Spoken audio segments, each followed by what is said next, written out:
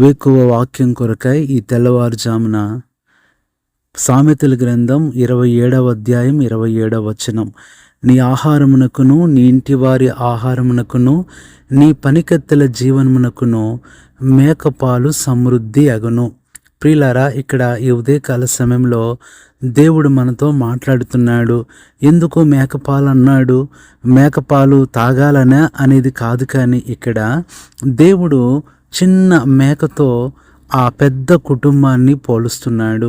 ఈ ఆహారము అంటే నీ ఆహారము, రెండవది నీ ఇంటి వారి ఆహారము, నీ పనికత్తెలు ఎంతమంది ఉన్నా వారి జీవనానికి మేకపాలు సమృద్ధి అగును. అంటే అర్థం ఏంటంటే, మరి మేక మనం చూసినట్లయితే రోజుకి 2 నుంచి 4 లీటర్లు మాత్రమే పాలు ఇవ్వగలదు. మరి కొన్ని పాలు ఇంతమందికి సరిపోతుందా? గేదె చూసినట్లయితే దినానికి 10 నుంచి 20 లీటర్లు పాలు ఇవ్వగలదు. అలాగే ఆవు దినానికి 10 నుంచి దాదాపు 30 లీటర్ల వరకు పాలు ఇవ్వగలదు. అందుకని దేవుడు ఇక్కడ గేదె పాలు, ఆవు పాలు అనట్లేదు, కానీ మేక పాలు సమృద్ధి అగును. ఇంకా దగ్గరగా చెప్పాలంటే ఇంతమందికి మేకపాలే సరిపోతాయి. అంత చిన్న మేక, ఆ కొద్ది పాలు ఇంతమందికి సరిపోతాయి అని దేవుడు చెప్తున్నాడు.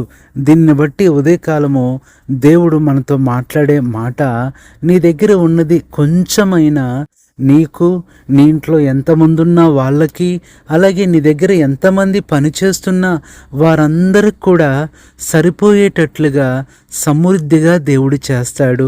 నువ్వు అనుకుంటావు, రేపటి నెల ఎలాగా, వచ్చే నెల కొంచెం కష్టంగా ఉంటుంది కదా, ఖర్చులు పెరుగుతున్నాయి కదా, బంధువులు వస్తున్నారు కదా, పనులు ఉన్నాయి కదా అని నువ్వు అనుకుంటావు.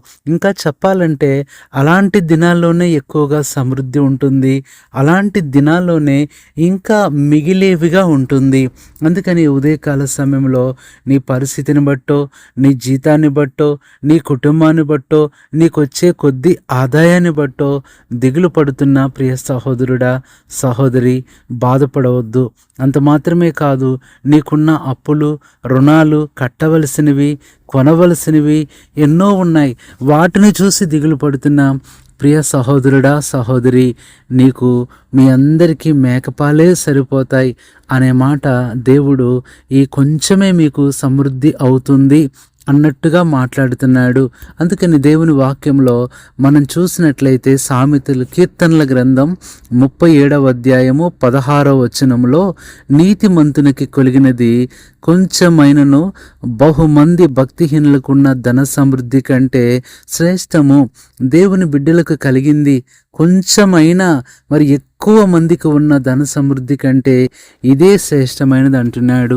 అయితే ఈ కొంచెములో ఎలాగ మనము సమృద్ధి పొందగలగాలి అంటే, కొంచెము నుంచి సమృద్ధికి ఎలా రావాలి, ఫ్రమ్ లిటిల్ టు మోర్ ఎలా రావాలి అంటే, ప్రియులారా, ఆదికాండము 30వ అధ్యాయము 30వ వచనములో అక్కడ అంటున్నాడు యాకోబు లాబానుతో, నేను రాకమునుపు నీకుండినది కొంచెమే, అయితే అది బహుగా అభివృద్ధి పొందెను.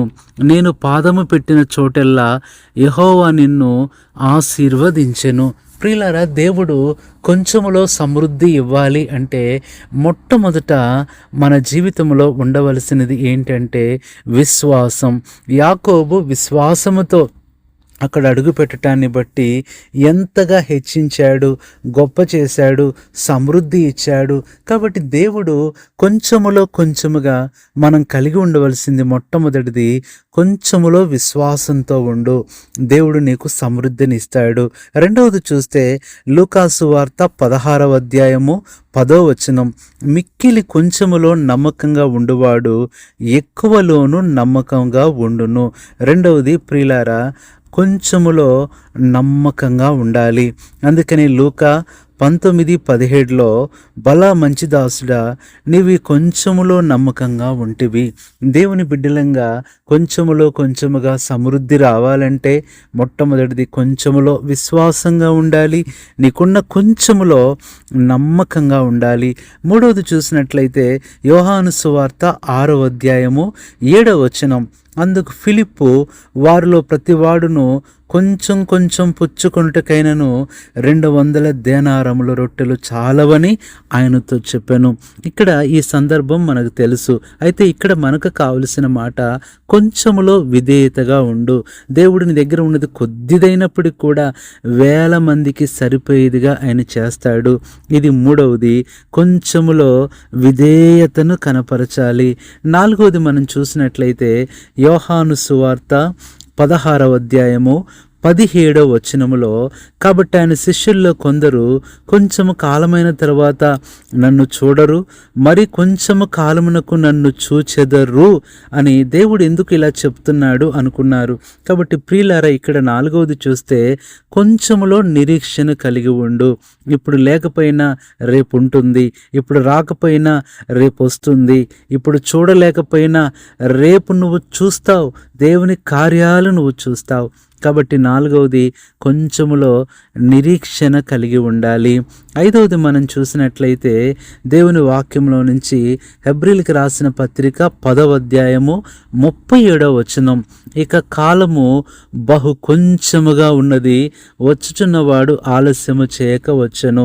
ప్రభువు రాకడ సమీపించే కొలది కుటుంబాలలో, సంఘాలలో, సమాజాలలో కలవరాలు, పరిస్థితులన్నీ ఎక్కువైపోతాయి.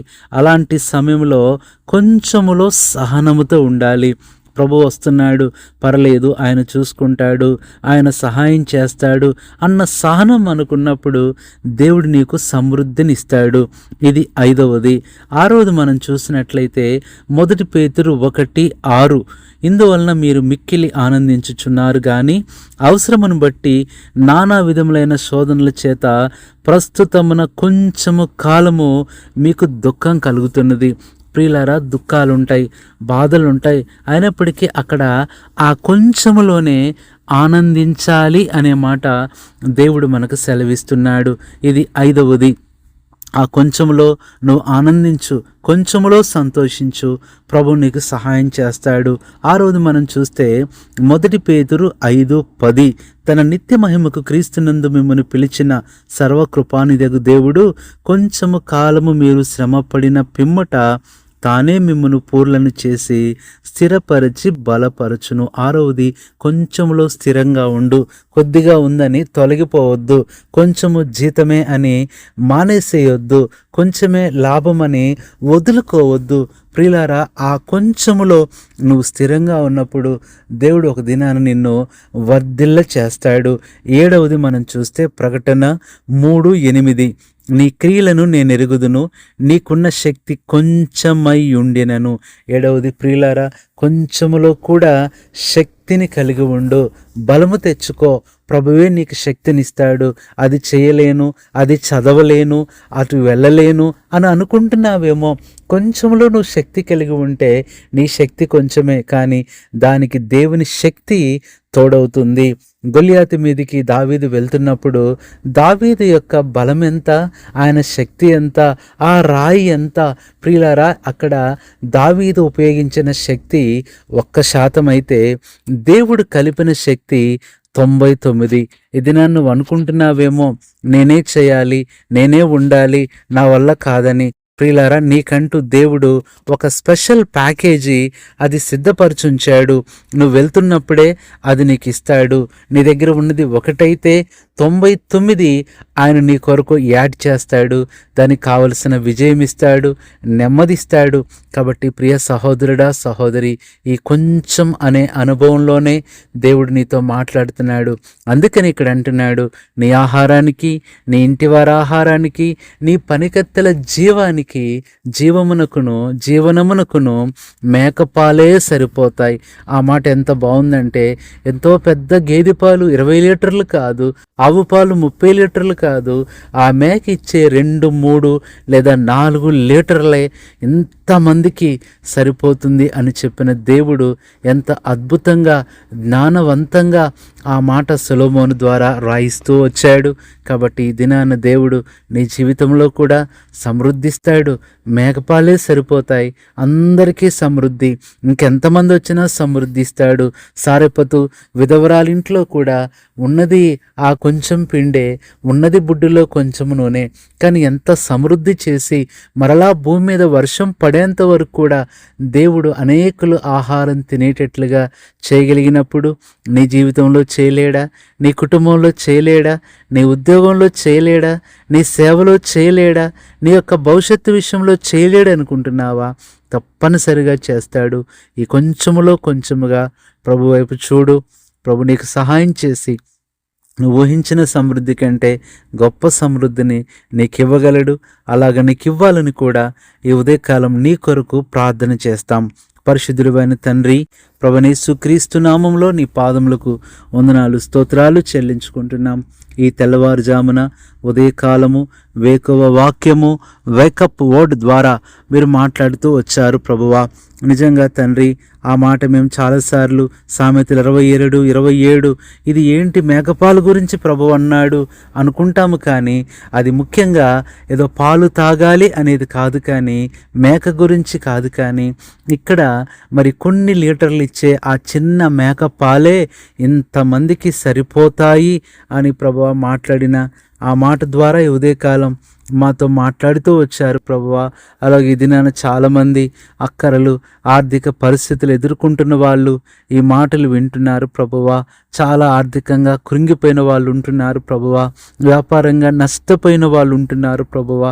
దయచేసి వారందరి కొరకు ప్రత్యేకంగా ఈ ఉదయకాలము ప్రార్థన చేస్తున్నాను ప్రభువా.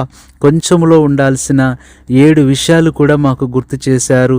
ఈ 7 అనుభవాల్లో కూడా ప్రభువా మరి కొంచెముగా అనే అనుభవంలో వారు ఎదురు చూసి ప్రభువా గొప్ప దీవెన పొందినట్లుగా మీరే సహాయపడుతూ రమ్మని ప్రభా. కొంచెము జ్ఞానమున్న మా బిడ్డలకు చదువుల్లో ప్రభా సమృద్ధి జ్ఞానం దయచేయండి. ఉద్యోగం చేస్తూ పని చేస్తున్న వారు కొంచెం శక్తే ఉన్నదేమో ప్రభువా, ఎక్కువ సమృద్ధి శక్తి ఇవ్వండి. కొరతలు అక్కర్లు ఉంటున్నాయేమో ప్రభువా, దయచేసి మీ సమృద్ధిని అనుగ్రహిస్తూ ఈ వాగ్దానం వారి జీవితంలో ఈ రోజే నెరవేర్చమని వీరందరి కొరకు విశ్వాసంతో ప్రార్థిస్తుండగా సహాయపడమని మా ప్రభువును రక్షకుడైన యేసుక్రీస్తు సమృద్ధి అయిన నామంలో ప్రార్థిస్తున్నాము తండ్రి, ఆమేన్. మన తండ్రి అయిన దేవుని ప్రేమ, మన ప్రభువైన యేసుక్రీస్తు కృప, పరిశుద్ధ